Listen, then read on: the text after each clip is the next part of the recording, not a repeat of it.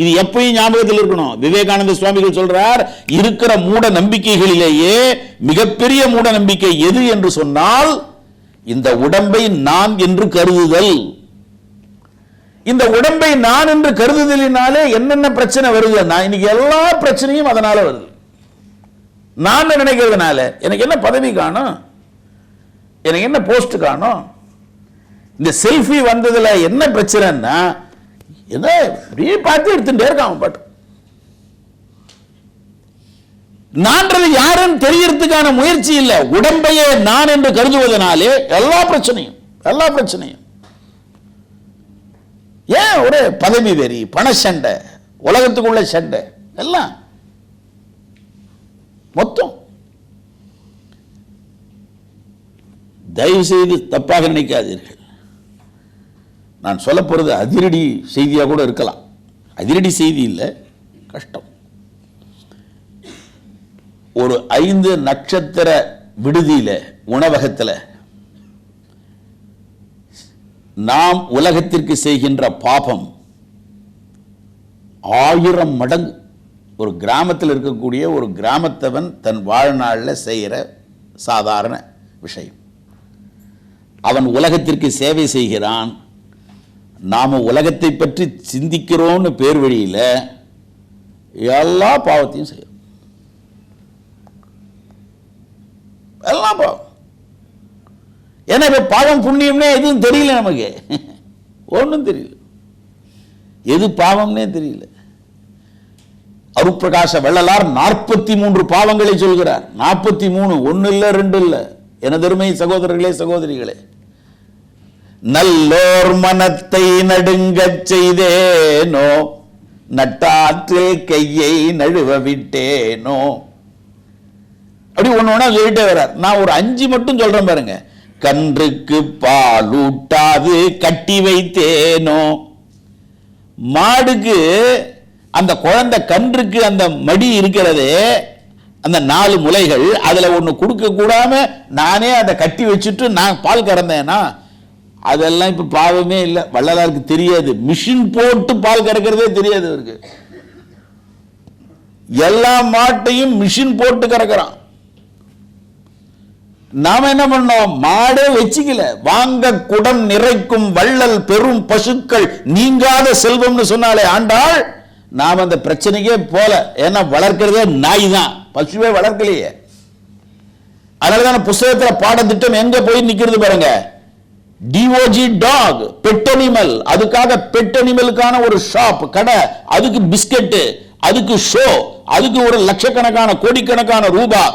எங்க போயிட்டோம் பாருங்க. என்எச்ல போயிட்டு இருக்கோம் நாம. என்எச்ல போகும்போது அணுகுசாலைன்னு ஒண்ணு உண்டு, சர்வீஸ் ரோடு. அதை விட்டுட்டீங்கன்னா 2 டோல் தாண்டி போயிடணும். போயாச்சுப்பா. எங்க யூ டர்ன் பண்றதுன்னு தெரியல நமக்கு. திக்கு தெரியாத காட்டு இருக்கோம். ஆனா நம்ம என்ன நினைச்சுட்டு இருக்கோம்? இந்த உலகத்திற்கு எப்படி சேவை செய்வது? ஒன்னும் பண்ணாம இருந்தாலே போதும். என்னத்து சேவை? நீ என்ன செய்யறது? ஒரு சேவையும் செய்ய முடியாது. எத்தனை குப்பி பாருங்க இங்க, பிளாஸ்டிக் குப்பிகள் உங்க முன்னாடி இருக்கு. இல்ல பாதி குடிச்ச தண்ணி, பாதி குடிக்காத தண்ணி.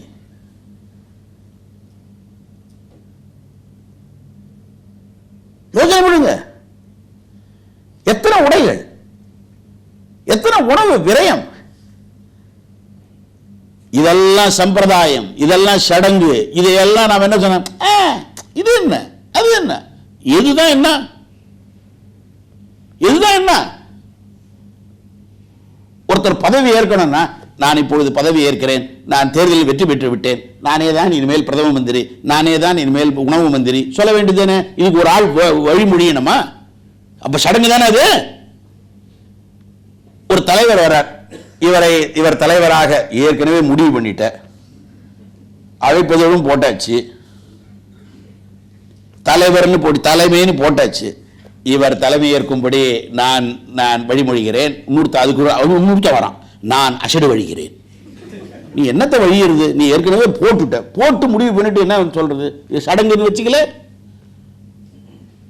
யார் சொன்னா உனக்கு கருப்பு துணி தான் போடணும்னு? பட்டதாரிக்கு அவன் வாழ்க்கை எப்படியுமே அப்படிதான் இருக்க போகுது. அதுக்கு எதுக்கு முன்னாடியே ஏன் சொல்லி அவளை பயமுறுத்துற? நீ எப்படியுமே நீதி ஒழுங்கா கொடுக்க போறது இல்லை. கருப்பு கவுன் போட்டுன்னு இருக்க, கருப்பு தமசு இருட்டு, எங்க நீதி எங்க துறையினால வராதுன்னு முடிவு பண்ணிட்டேன். அதனாலதான் நீதி தேவதைக்கே கண்ணையும் கட்டிவிட்டேன். பார்க்காது இதெல்லாம் நான் வாங்குற பணம் எல்லாம் எக்கச்சக்கமா இருக்கும்னு. யார் சொன்னா கருப்பு துணி தான் போடணும்னு? இவன் கேட்கிறான், ஐயப்பன் மலைக்கு ஏன் போகக்கூடாது? போ. எப்ப போனோம் நீ கேளு. மந்திரிகள் 5 வருஷத்துல என்ன பண்ணான்றத கேளு. கேட்டியா?